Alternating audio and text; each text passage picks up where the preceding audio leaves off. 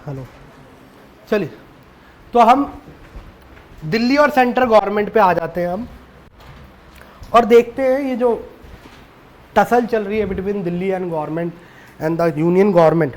इसकी starting date देखा जाए तो 2014 है, ठीक है। दो पार्टी आई, एक दिल्ली में एंटी करप्शन मूवमेंट के बाद एक पावर में आई, दूसरा एक सेंटर में प्रीवियस गवर्नमेंट को हरा के एक पावर में आई। तो दोनों आसपास ही आई हैं पावर में, एक दिल्ली में अपनी सरकार बना रही है और एक पूरे देश में, तो दोनों का टसल है। दिल्ली की गवर्नमेंट भी अगर बात करें तो पार्लियामेंट में फुल प्रूफ, अगर एमपी का चुनाव देखें तो 7 को 7 सीट रूलिंग पार्टी को जिताती है, और असेंबली की बात करें तो मैक्सिमम सीट आप गवर्नमेंट को जिताती है, आप जो रूलिंग पार्टी है एट दिल्ली। तो टसल ये एक तरह से देखा जाए तो नाप का भी है बिटवीन बोथ। इससे पहले नहीं होता था, शीला दीक्षित थी, और आप अगर देखें तो सेंटर में अटल बिहारी वाजपेयी गवर्नमेंट थी, नहीं होता था ये टसल उसमें। तो ऐसा नहीं है कि अपोजिट गवर्नमेंट रहती है तो ये टसल रहा है दिल्ली का, ये अभी स्टार्ट हुआ है, ठीक है। तो बात क्या है, आर्टिकल 239A में ही प्रॉब्लम है। अब प्रॉब्लम क्या है कि अगर हम आर्टिकल 239A देख रहे थे तो एक बार इधर आ जाओ, और हम ये दिल्ली को यूनियन का टेरिटरी का दर्जा देता है, फर्दर बात करता है कि दिल्ली में क्या होगा, यूनियन टेरिटरी विद लेजिस्लेचर होगा, और यूनियन टेरिटरी ऑफ दिल्ली को एनसीटी कहा जाएगा, national capital territory of Delhi. अब इसमें ये कहीं नहीं लिखा है कि who is the head of the government, यानी सरकार जो बनेगी, जो गवर्नमेंट बनेगी, उसका हेड कौन है। सेंटर में हमें पता है head of the government prime minister है, स्टेट में हमें पता है head of the government chief minister है। सेंटर की बात करें तो head of the state president है, सबको पता है। स्टेट की बात करें तो head of the state governor है, एवरीवन नोज अबाउट इट। लेकिन यहां पर यह नहीं है कि हेड ऑफ द स्टेट तो पता है लेफ्टिनेंट गवर्नर है, एडमिनिस्ट्रेटर है, हेड ऑफ द गवर्नमेंट कौन होगा। तो हेड ऑफ द गवर्नमेंट का जब पता नहीं है तो ये टसल है between the lieutenant governor and chief minister कि हु इज मोर पावरफुल, क्योंकि ये साफ साफ लिखता है कि council of minister aid and advice करेंगे लेफ्टिनेंट गवर्नर को। लेकिन जहां तक असेंबली के पास पावर है, और सबसे बड़ी बात है लेफ्टिनेंट गवर्नर अपने डिस्क्रिशन में भी एक्ट कर सकते हैं। अब कौन ज्यादा पावरफुल, लेफ्टिनेंट गवर्नर का डिस्क्रिशन या लेजिस्लेटिव असेंबली की एड एंड एडवाइस, यानी सरकार की एड एंड एडवाइस करने की पावर। दूसरा, अगर डिफरेंस ऑफ ओपिनियन हुआ लेफ्टिनेंट गवर्नर और मिनिस्टर में, तो लेफ्टिनेंट गवर्नर मैटर को प्रेसिडेंट के पास भेज सकते हैं। अब कौन कौन से मैटर ये भी डिफाइन नहीं है, सारे ही मैटर हो सकते हैं वो तो। और सारे मैटर का मतलब तो ये हम कह सकते हैं एक तरह से the union government has taken over the control of Delhi, ये भी हो सकता है, क्योंकि यहां मैटर स्पेसिफाई तो है नहीं। As he deems necessary fit necessary, जो उन्हें ठीक लगता है, और वो तो कोई भी ठीक लग सकता है। तो there is a tussle on the basis of 239AA। अब बात ये है, फिर government of NCT of Delhi act 1991 में एक प्रॉब्लम है। तो लिखो government of Delhi, government of Delhi, government of NCT, लिखो गवर्नमेंट ऑफ एनसीटी यानी national capital territory of Delhi act 1991। पहले इसकी ही बात करते हैं। तो इसकी बात करें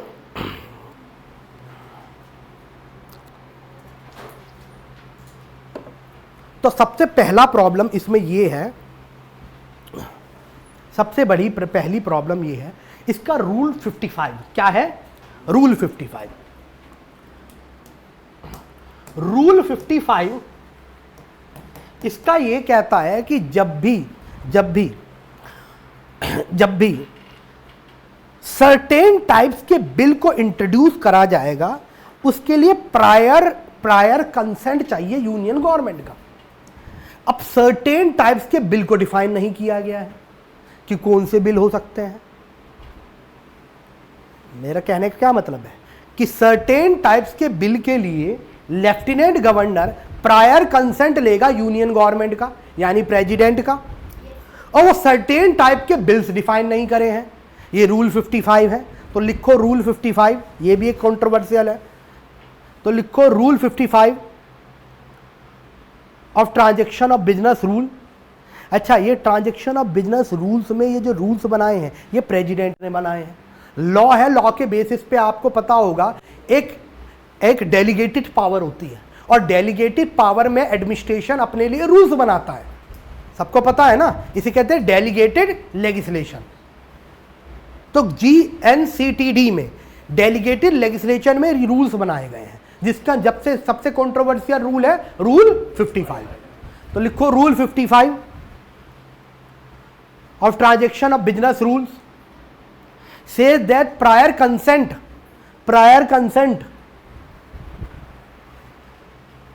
of the union is required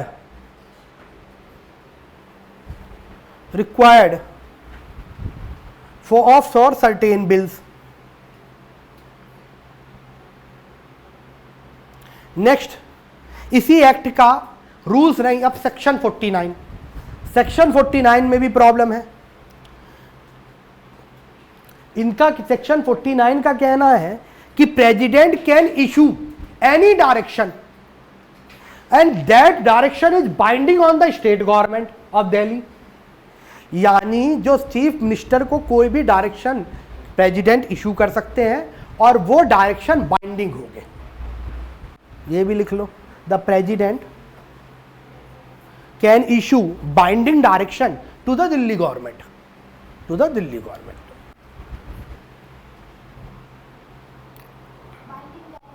on Delhi government. Chief minister यानी साडा अपना केजरू, ठीक है। बाइंडिंग का मतलब मैंने कोई अगर डायरेक्शन दिया है तो बाइंडिंग है, कंपलसरी है, मैंडेटरी है, करना ही करना है, सोचना भी नहीं है। चलें, this is binding direction. Further कौन हेड ऑफ द दिल्ली है ये भी क्लियर नहीं है, ये भी एक प्रॉब्लम है 239A के साथ और इस एक्ट के साथ। अब हम एक कंट्रोवर्शियल एक्ट पे आते हैं जिसका नाम सबसे पहले आ जाओ 2021 का एक्ट, क्योंकि पहले ही एक्ट आया उसके बाद ऑर्डिनेंस 2023 का आया है। तो सबसे पहले 2021 की बात करें, इसकी बात करें तो अगर शुरुआत में अगर 1991 का एक्ट देखेंगे तो उसमें ये लिखा था कि Delhi government does not require concurrence of lieutenant governor. Concurrence required नहीं है, लेकिन जो भी वो डिसीजन लेगी वो लेफ्टिनेंट गवर्नर को बताने जरूरी है, यानी कंसल्टेशन जरूरी है। कंकरेंस जैसी कोई बात नहीं थी, लेकिन बहुत सारे डिसीजन ऐसे लिए गए जिसमें लेफ्टिनेंट गवर्नर ने साइन ही नहीं करे। कितनी सारी चीज़ों को प्रेसिडेंट के लिए सैंक्शन के लिए या बाइंडिंग डिसीजन के लिए पेंडिंग रख लिया, तो टसल स्टार्ट होने लगी। 2021 में ये government of national capital territory Delhi amendment act 2021 का आया और उसमें ये कहा गया कि जो गवर्नमेंट है उसका मतलब, गवर्नमेंट जहां भी लिखा है उसका मतलब क्या है, लेफ्टिनेंट गवर्नर। तो लोगों ने कहा 239A संविधान में ये लिखा है that council of minister is accountable to legislatures, यानी government is accountable to legislature. Lieutenant governor कैसे अकाउंटेबल हो सकते हैं, ये तो लेजिस्लेचर का हिस्सा भी नहीं है, ठीक है। फिर इनकी डिस्क्रिशनरी पावर के बारे में लिखा था कि लेफ्टिनेंट गवर्नर अगर किसी गवर्नमेंट के डिसीजन से टसल है तो वो डिसीजन के लिए, वो फाइनल डिसीजन के लिए प्रेसिडेंट के पास भेज सकते हैं। अब जब ये गवर्नमेंट ही है तो अपने डिसीजन पे खुद कैसे मतभेद रख सकते हैं, ये भी एक प्रॉब्लम है। दूसरी बात, जब गवर्नमेंट हमने एलजी बना दी तो लोगों को 5 साल में हाथ गंदा करने का क्या मतलब है भाई? क्यों गंदा करवा रहे हो और क्यों पैसे वेस्ट हो रहे हैं? फिर इलेक्शन ही वॉइड हो गए फिर तो। अगर गवर्नमेंट का मतलब यही तो होता है, they are accountable to the legislature and legislature is accountable to 5 साल के इलेक्शन। एमएलए को थप्पड़ मार देती है पब्लिक, अकाउंटेबिलिटी 5 साल में कहती है आइए अब आइए, अब बताऊंगी तुझे नास पिटा। तो अकाउंटेबिलिटी, लोगों की अकाउंटेबिलिटी क्या हुई? और आपने अगर गवर्नमेंट ही से कह दिया तो फिर इलेक्शन का कोई तात्पर्य नहीं रहता, कोई मतलब नहीं है, औचित्य नहीं है। फर्दर एडिशनल पावर भी दी गई एलजी को, जैसे एग्जीक्यूटिव मैटर पे सारे एग्जीक्यूटिव डिसीजन को किसके नाम पे लिए जाएंगे? एलजी के। और ये सुनिश्चित किया जाएगा कि उनका ओपिनियन मैंडेटरी है, यानी जब तक वो एसेंट नहीं देंगे कोई भी बिल एक्ट नहीं बन सकता।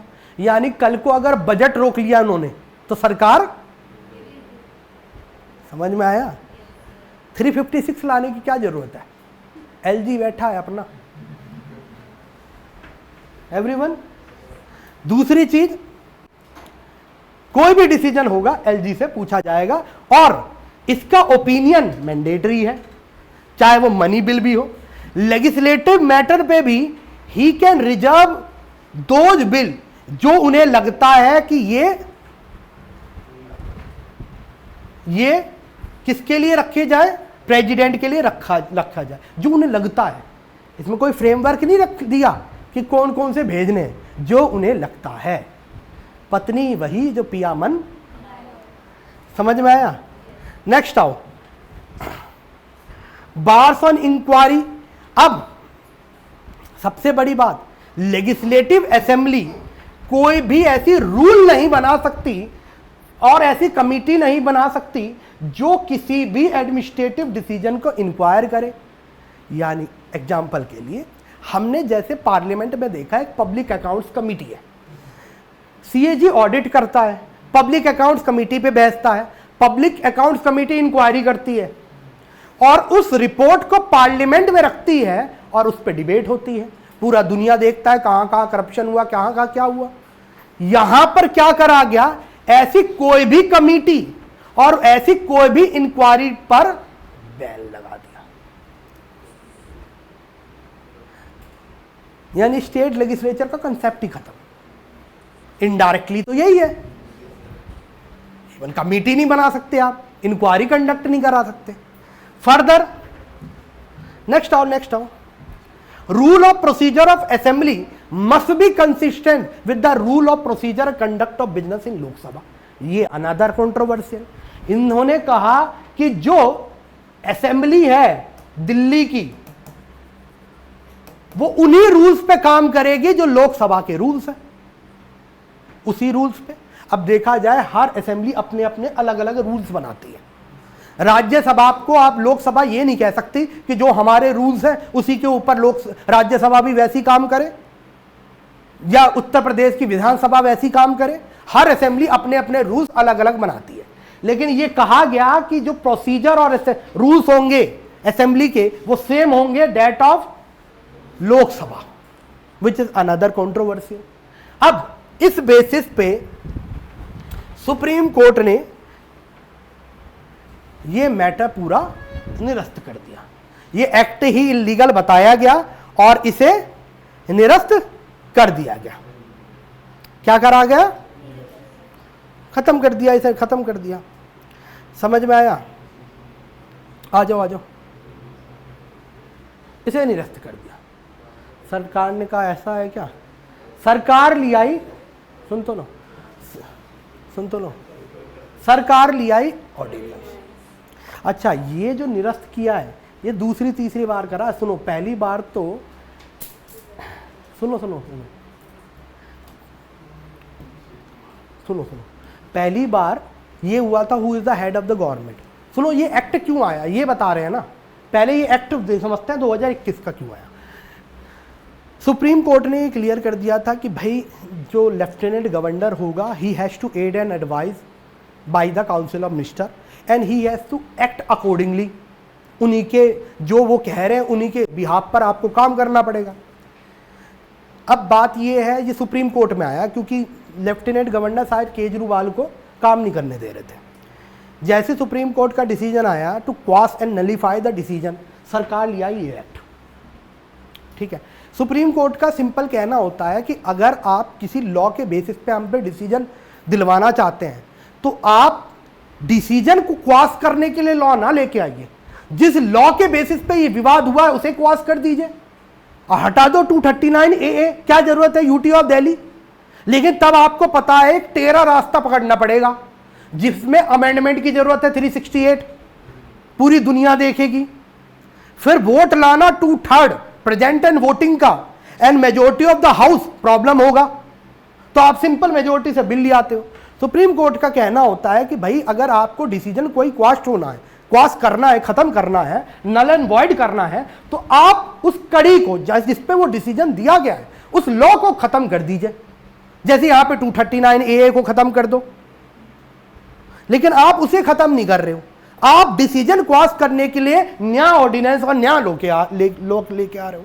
तो GNCTD अमेंडमेंट एक्ट आया 2021 का, जो क्लियरली वायलेशन है,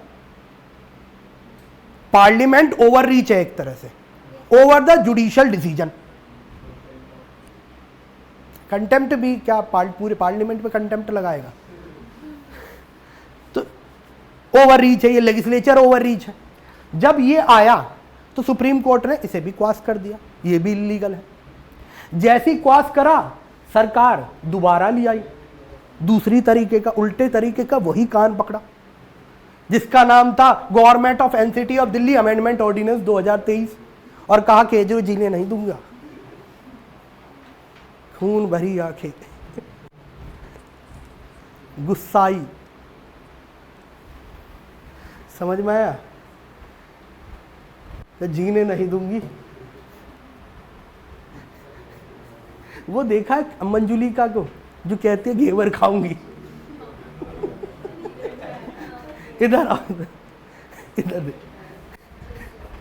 मैं जब भी खून भरी आंखें देखता हूँ मुझे वो याद आता है जो मंजुलिका कहती है कि घेवर खाऊंगी। देखा नहीं तुम लोगों ने? इधर आओ, इधर।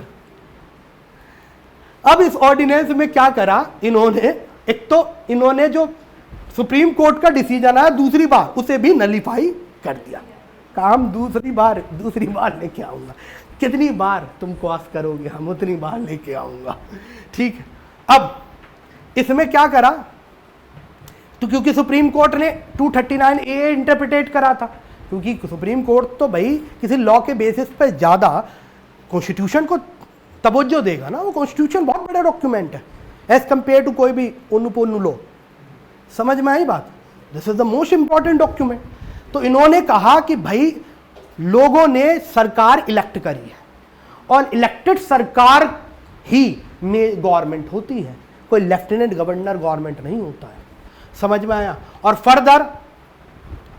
फर्दर ये भी कहा कि the real power lies with the Kejriwal सरकार। अब इन्होंने अमेंडमेंट एक्ट 2023 में क्या क्या करा, एक तो बना दी एक national capital civil service authority, और ये कहा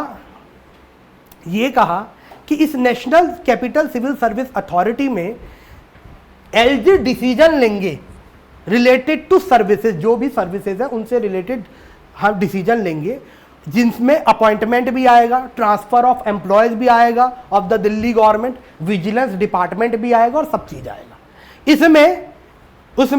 इसमें सबसे पहला तो एक तो मेंबर सेक्रेटरी होगा। पहला कौन होगा? Member secretary. फिर chief minister of Delhi chairperson होंगे।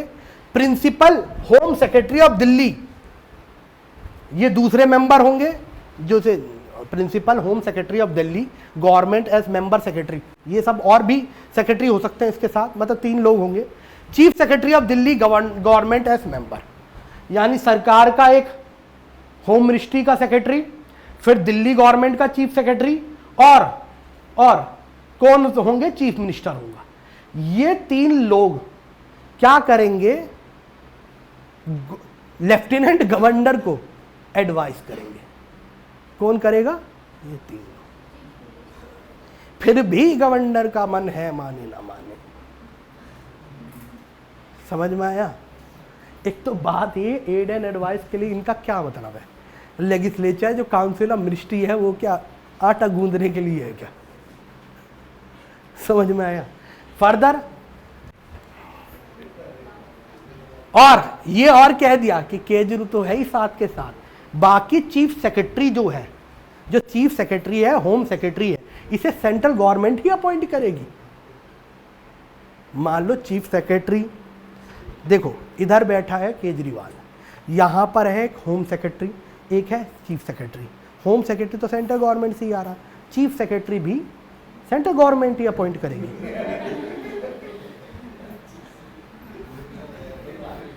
समझ में आया? फिर केजरीवाल जो डिसीजन लेगा इन तीनों के उस पे भी लेफ्टिनेंट को सोचेगा, डिस्क्रिशन है उसका, ऐसा नहीं चलेगा काम। समझ में आई बात? चलो next, power of LG. Power का होल डिस्क्रिशन है इन सब चीजों पर। इसमें नेशनल कैपिटल सर्विस अथॉरिटी भी आती है, यानी जो ये डिसीजन लेंगे उस पे भी सोल डिसीजन किसका होगा? लेफ्टिनेंट गवर्नर का। समन भी कर सकता है, प्रोरोग भी कर सकता है, डिजोल्यूट भी कर सकता है दिल्ली लेजिस्लेटिव असेंबली को, इस पे भी सोल डिसीजन है। यानी कभी भी समन कर सकता है, बुला सकता है, प्रोरोग कर सकता है, डिजोल्यूट कर सकता है। ये सोल डिसीजन एलजी का है, चीफ मिनिस्टर का नहीं है। केंद्र में जब संसद चलती है तो प्राइम मिनिस्टर समन कराते हैं प्रेसिडेंट से, प्रोरोग कराते हैं, डिजोल्यूट कराते हैं। यहां पे कौन करेगा? सोल डिस्क्रिशन के साथ। समझ में आया? तो this is how the government of NCT of Delhi is concentrated to a single hand known as lieutenant governor. समझ में आया? कुछ इश्यूज में तो हम बहुत सारी चीजें बात कर सकते हैं, ठीक है। नेक्स्ट क्लास में हम बात करेंगे कि दिल्ली गवर्नमेंट को स्टेटहुड मिलना चाहिए कि नहीं मिलना चाहिए। अब यहाँ पर दिल्ली का चैप्टर ख़त्म करते हैं। आई थिंक आपको अमेंडमेंट समझ में आया होगा, और फिर नेक्स्ट क्लास में मिलते हैं, मतलब जो ब्रेक के बाद है।